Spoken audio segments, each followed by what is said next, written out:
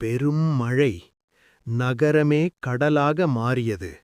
மிதந்து கொண்டிருந்த மெத்தையின் மேல் ஒரு சின்ன வெள்ளை பூனை.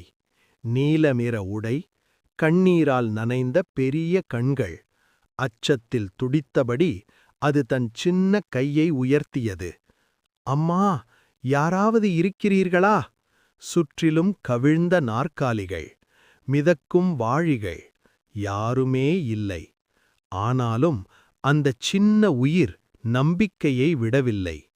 அப்போதுதான் தூரத்தில் ஒரு ஒளி. மீட்புப் படகு. வெள்ளம் எல்லாவற்றையும் அடித்துச் சென்றாலும் ஒரு சின்ன உயிரின் நம்பிக்கையை அடித்துச் செல்ல முடியவில்லை. நம்பிக்கை.